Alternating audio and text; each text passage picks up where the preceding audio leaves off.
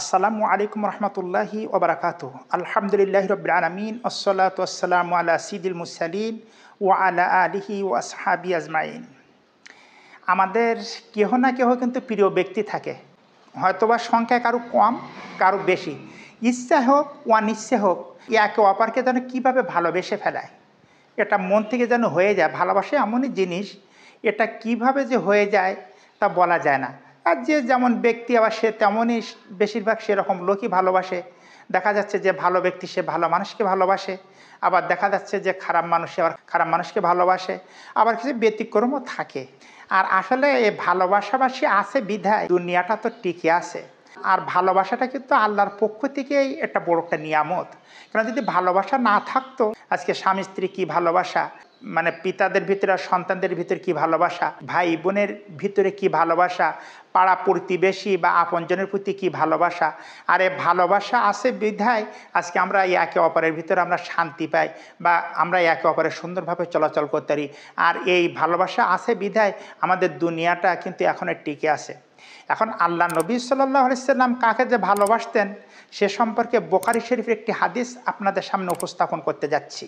বুখারী শরীফের 3400 নম্বর হাদিস, হযরতে আমর ইবনে আস রাদিয়াল্লাহু তাআলা আনহু হইতে বর্ণিত যে মহানবী সাল্লাল্লাহু আলাইহি সাল্লাম তাকে জাতুস সালাসিল যুদ্ধে সেনানায়ক করে পাঠিয়েছিলেন।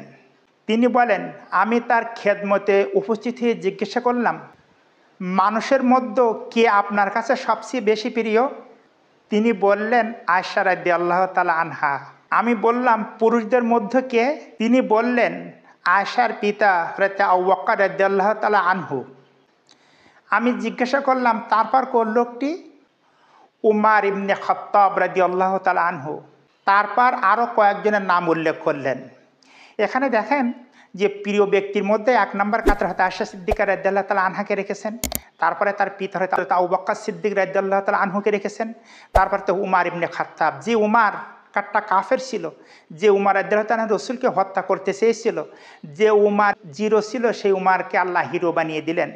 যে উমর রসুলকে হত্যা করতে চেয়েছিল সেই উমরকে আল্লাহ রসুল 3 নম্বর ভালোবাসার পাত্র হিসাবে গ্রহণ করতেছেন। সুবহানাল্লাহ বিহামদি।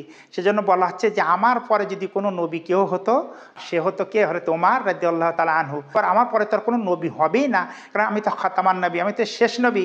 তার মানে বোঝাচ্ছে যে উমর রাদিয়াল্লাহু তাআলা আনহুর কত বড় মর্যাদা, কত বড় সম্মান, সেই কথাটাই কিন্তু এই হাদিসে প্রমাণিত হয়েছে। সম্মানীয় দর্শক শ্রোতা মণ্ডলী, এই ছিল আমাদের আজকের ভিডিওটা ভালো লাগলে লাইক দেবেন। পরবর্তী আর কোনো ভিডিওতে দেখা হবে ইনশাআল্লাহ। ততক্ষণ ভালো থাকুন, সুস্থ থাকুন। আল্লাহ হাফিজ।